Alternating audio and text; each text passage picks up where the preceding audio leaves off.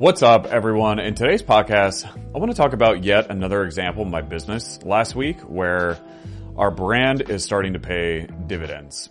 And this brand has taken me years to build, but we locked up another deal, and based on what the clients told us, their decision to go with us was driven primarily by what they read about us when they did research. And so I'm going to tell you the story of this deal, and in the end, I'm going to give you guys a couple of takeaways that have helped us build the brand and the reputation that we currently have. So stay tuned because I'm going to give you some good frameworks. Who am I? My name is Ryan Rice. I do real estate full-time. It's been about 4 years now full-time. I'm actually about to start my fifth. And last year, our real estate business grossed just under $1.2 million. So this deal originated from a website inquiry.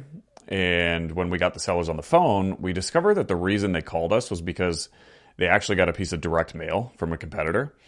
And they had the competitor out to the house and ended that experience or that journey with that competitor without moving forward with them. And then they saw our TV commercial in the meantime. And after going through that experience, they decided they would just give us a call. And so instead of giving us a call, they jumped to our website where they told us they did some research, which, they just read through our reviews that was on our website. And afterwards, they filled out a website inquiry for us to call them, and that's when we connected with them. And a couple things here. To me as a business owner, I have a lesson here, and that is, had the company been exceptional, I would have never gotten this opportunity, right? And so one big takeaway for me is I need to get better at marketing, because how many examples are there where I don't get the opportunity to get in front of them? And so I'm working on my marketing to get better. And so that's a takeaway for me. And I'm working on that. But I also take away how important it is to create an exceptional product or an exceptional service. And Alex Hormozi talks about this all the time, but he says, why would you market a shitty product to the masses to let everyone know how shitty you are? And what he's getting at is, to get enough traffic is what you want to focus on first, right? Get traffic, get just enough traffic to get customers through your door so you can work on your product or work on your service and hone it. And then take the traffic that's just enough to get feedback on your product or service and use it to get better and better. And once you're at a point where all of your customers are telling everyone they know about how amazing your product or your service is, then you can market it to the masses. And in this specific case, I don't necessarily think that my competitor had marketed too quickly their service. They've actually been in business a lot longer than I have. But in this case, their business simply had a shot at a deal. They missed the opportunity for whatever reason. And based on what the clients told me, they didn't choose that company because of, one, the experience they had, and two, because of what they read on the internet about that company. And so in this case, it doesn't appear to be an example of marketing too quickly, but rather, as a business scaled, the product quality or the service quality just simply started slipping. And so what's interesting, one thing that keeps me up at night, I am terrified of my service or my product being shitty or not meeting a client's expectations. And it's part of why I have worked extremely hard to develop that reputation and to ensure that I'm satisfying prospects. And it's also part of why I haven't significantly scaled marketing. I don't think that my service was good enough yet to shout from the rooftops to everyone about what it is that I'm doing. Or at least, I haven't felt good enough to get to that point yet. And I do think recently that we've hit a nice groove and have worked really, really hard on quality, and we're scaling up to that direction. But that's one of my biggest fears of scaling, is the quality of our service suffers, and therefore my brand suffers as a result, which is just going to impact long-term customers. But let me get back to this deal. So when we got the sellers on the phone, they were simply too busy to go through the normal process of selling with a realtor, and they just wanted a little bit of assistance. And so they gave us a lot of positive feedback about what they read online. And they were also successful business owners. They were local business, small business owners. They lived in a really nice house. This was a nice house in a nice area, a little bit more expensive house. So that would be an indicator to me that they had done a nice job in business. They had been in business for, I think, 30 years. And so it wasn't a prospect that was full of some sort of desperation, who had no idea what he was doing. He had a nice house, desirable area, well over the median home price in this city. And we actually ended up geeking out a little bit over entrepreneurship and being a business owner. But the fact that he had ran a business for multiple decades is an indication to me that he's got some good wits about him. And they ended up disclosing their experience with the previous company and explained why they reached out to us. And in the end, they told us what the other company offered them and shared that if we could be in that range, they would likely proceed forward. So we did our underwriting, we made them a good offer, and we actually ended up beating the competitor's offer, and we got the deal autographed. And it should be a pretty solid deal for us. I anticipate it being a deal that is above our average deal size. And on top of that, it capped off our year. So this deal was done in December, and it was our final deal that we inked for the year in 2024. And it actually helped us set a record December. In the previous 2 years of running direct seller marketing, we actually hadn't put any deals in contract in December just because it was always historically slow. We had gotten leads in the past, and some of those leads maybe we ended up converting in the future, but we had never locked up deals in December. And this deal marked our fourth deal that we locked up in December, which is still a little slow for how we've been performing, but obviously it significantly outpaces previous December performance. And as a result, it should set us up for a better cash flow position the first of the year compared to years prior. And this was the second deal just this month, even in a slow month, that we locked up from a website lead. And we got similar feedback from each seller as to their reason for going with us, which from what they told us was our reputation, what they read about us when they did their research. And what's interesting about this for me, it takes time in this business to build a brand, because a deal cycle, it just takes time. And the nature of this business is that we're serving a relatively lower volume of customers. Like this past year, my business did somewhere around 50 deals. And it's not like we're doing thousands of transactions and have so many opportunities to get public-facing reviews. All right. If I did 50 deals this past year, and if even one of them wasn't very favorable, it's just a higher percentage of people who are going to spread a negative word of mouth. And I want to avoid that.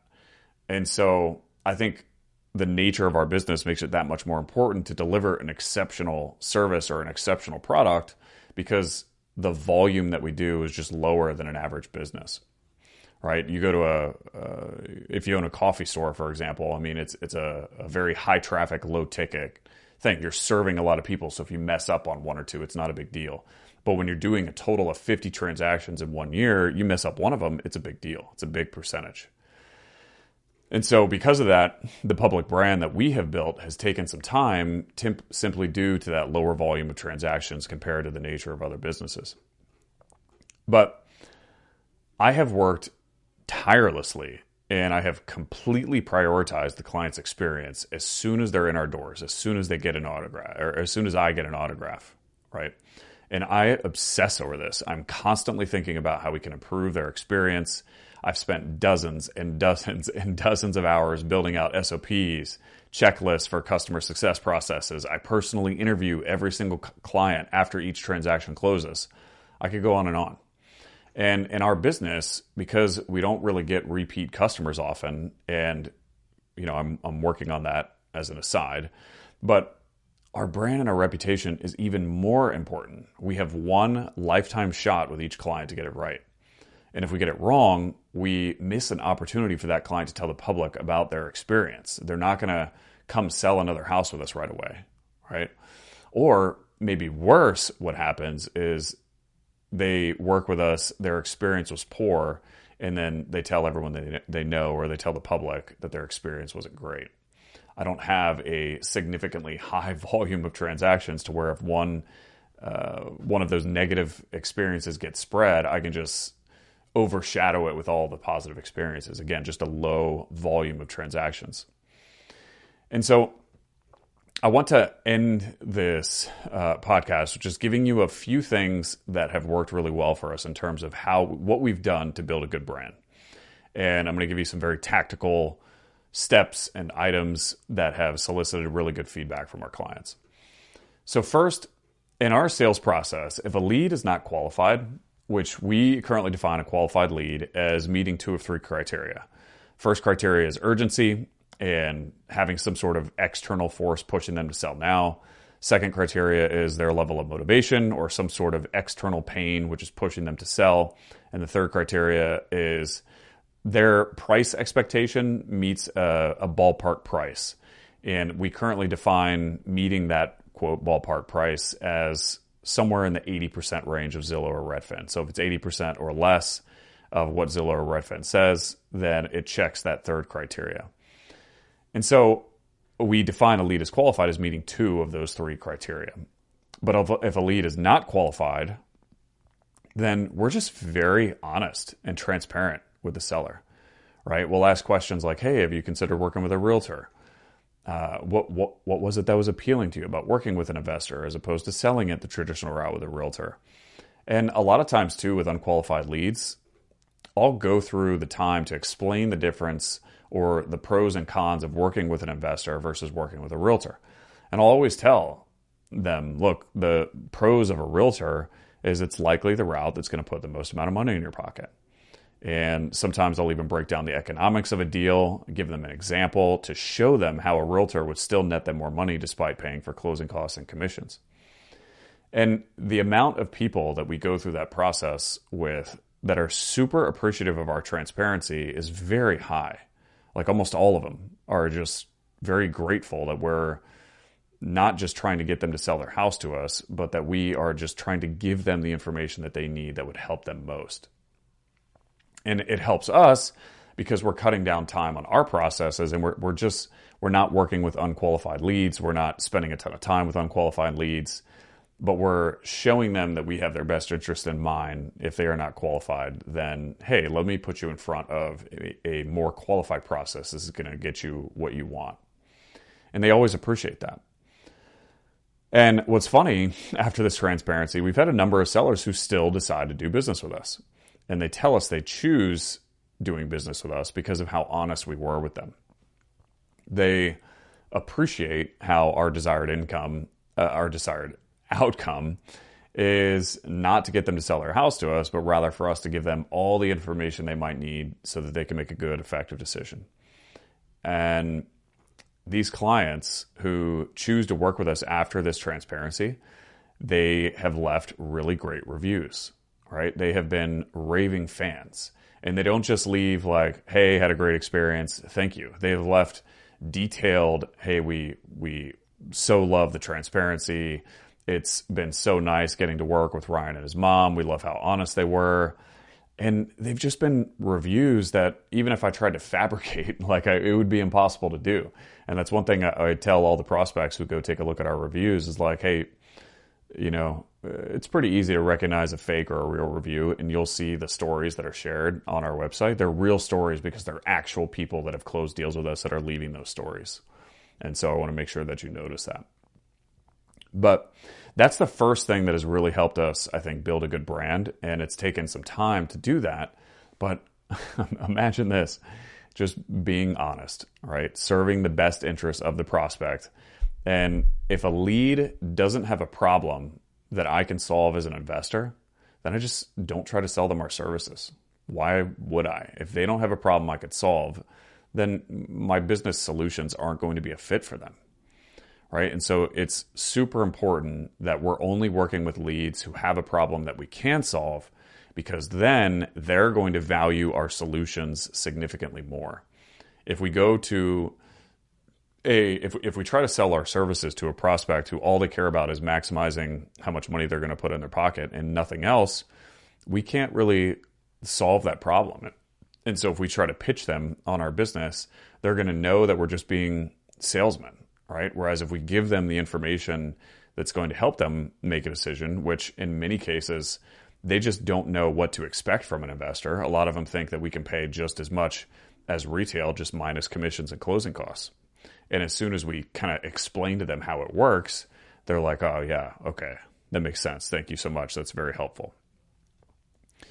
But the second thing we do here in terms of building a brand, and I think this is a main reason why we have been able to get the number of 5-star reviews and have the stories that we've had, which have helped lead to a positive brand association, is because we prioritize their experience once they're in contract. So once we get their autograph, as soon as they sign an agreement, we pass them over to a transaction coordinator who holds their hand all the way to the finish line, and I'll explain to you what that means.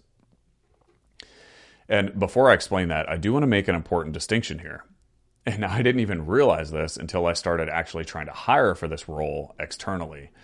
But as I was speaking to potential prospects or potential transaction coordinators, I learned that most licensed agents who do transaction coordination, or I'm going to call TC work for short, they very rarely speak to sellers. Their job is mainly paperwork related.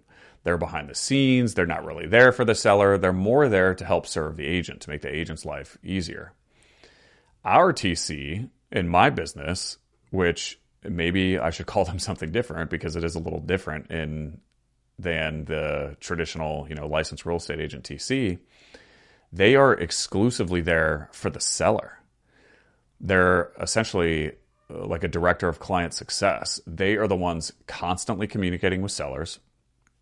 The client's perception of service is based almost entirely on their experience with our TC. And so here's what we do that has gotten us some really good feedback. If we get a new deal during business hours, the TC reaches out almost immediately. I'd say usually within 60 minutes, a lot of times much faster than that. And if the new deal is signed outside of business hours, then the closer sets the expectation that the TC is going to reach out the next business day. And so the TC reaches out, introduces themselves, and the TC will communicate that they're there for anything that they need. And they'll also communicate next steps about every single process along the way. So, hey, Mr. Seller, thank you so much for giving us the opportunity to serve you. What's going to happen now? We just sent the agreement to title. They're going to start their title search. Usually that's taken about 5 to 7 business days. It gets back. Once it's back, I'm going to be in touch with you. If title's clear and we don't need anything additional, we'll get closing scheduled at that point. If we do need to take some additional action, we'll walk you through what those steps are, and we're going to be right here for you. Do you have any questions? Anything that you need? And so the TC has this verbal introductory conversation over the phone. And then as soon as they hang up, they go and they recap everything that they talked about in writing via email, and they send it via email. That way the seller has something to reference because we give them a lot of information, and the seller, we don't want the seller to make them feel like they have to remember everything that we just told them.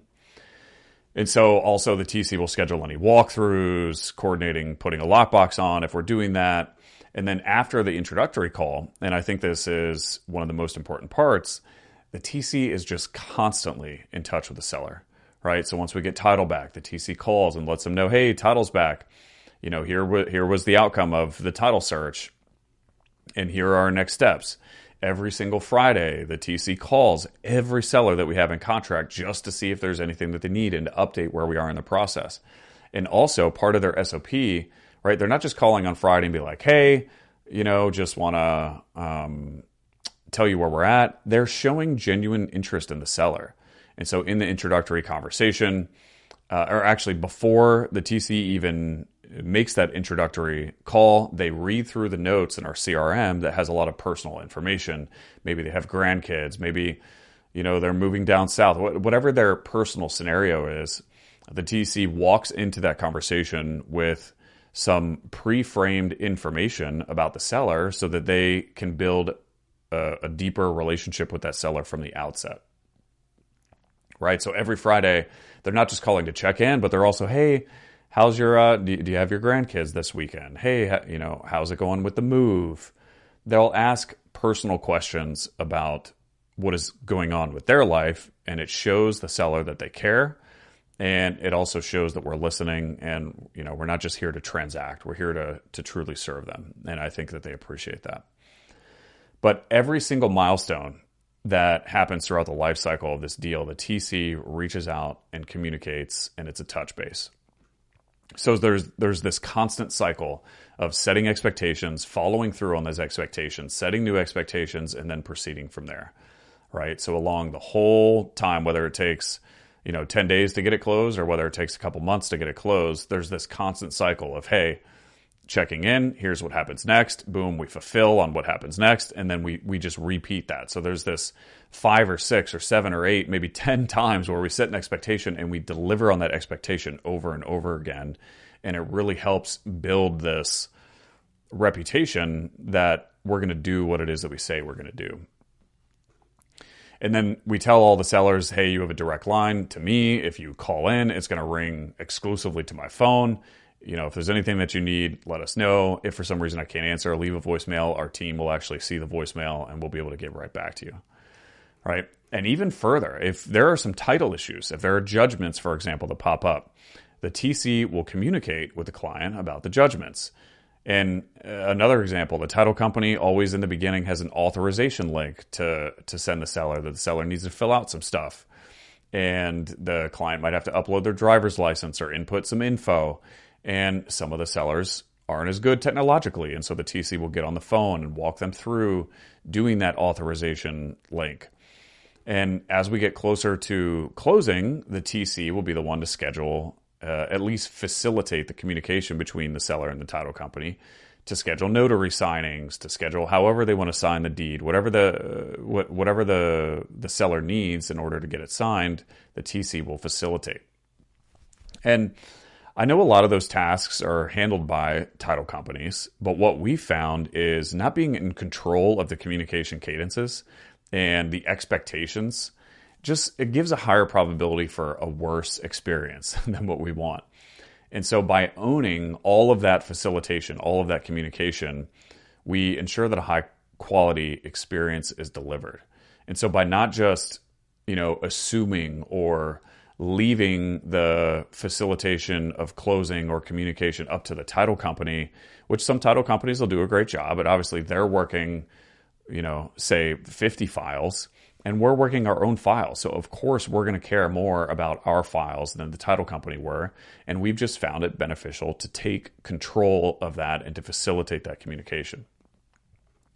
Because at the end of the day, if a seller has a bad experience with some of the title company, they're going to associate that with you, right? And a lot of them will know that it's still not your company, but they're still going to associate the title company with you, because if it weren't for you, they wouldn't be talking with that title company. And so we've just found it very important to control as much of that as we can. And, on that note, I simply believe that our client experience is more important than the small amount of time it takes to facilitate and communicate things that a title company might normally do. It's a small time investment for a high return on that time investment.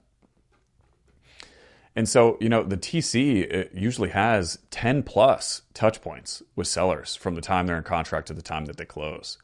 And that's a lot. And that's so many touch points that most of these deals, the TC is building a personal connection with the seller. And by the end of the deal, we've had sellers call our TC, oh, you're my BFF. And, they're laughing and they're joking and they're celebrating, and they're building true personal connections with these sellers, which I think is very helpful. And they give us feedback that they appreciate that. And an example, I mentioned I personally ask, I interview every client after we close. And in this interview, I personally ask every single seller 2 questions. The first is, what is one thing that if we added to your experience would have made it the best possible experience you've been through? And the second question is, what is one thing that if we took away from your experience would make you never want to do business with us again? And 9 out of 10 times, the answer to the second question is the TC's communication.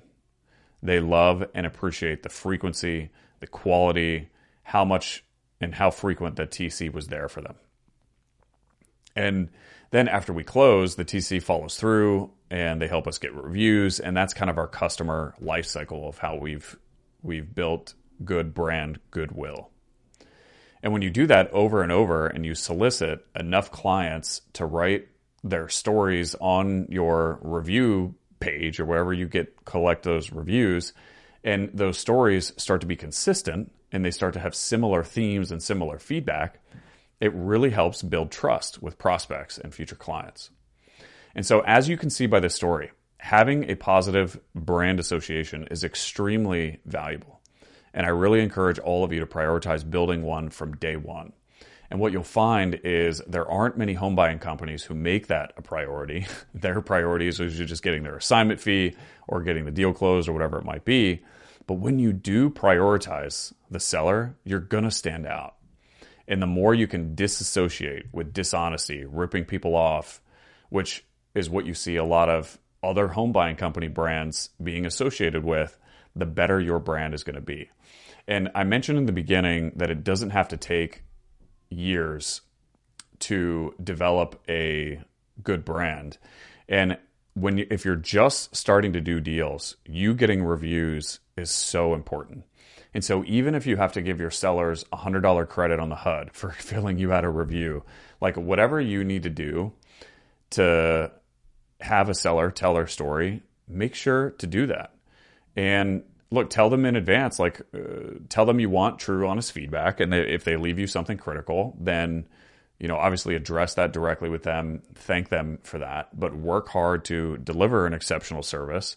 And then just ask, hey, if you thought it was exceptional, what would really help us out is for you to leave a review. And we always tell our clients, hey, you leaving a review might actually impact a future life, because they might make a decision that can empower them to start a new chapter of their life.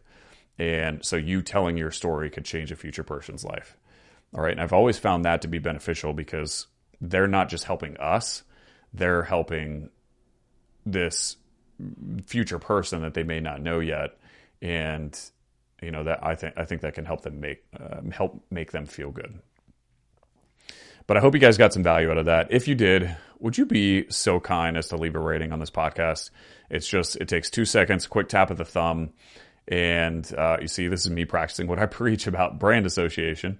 But it helps out this podcast a great deal. And if this episode especially resonated with you, or if you think someone else, it might benefit someone else, then if you shared it, that would be amazing. That's how this podcast grows. So I appreciate you guys. I love you. And I will see you in the next one. Peace.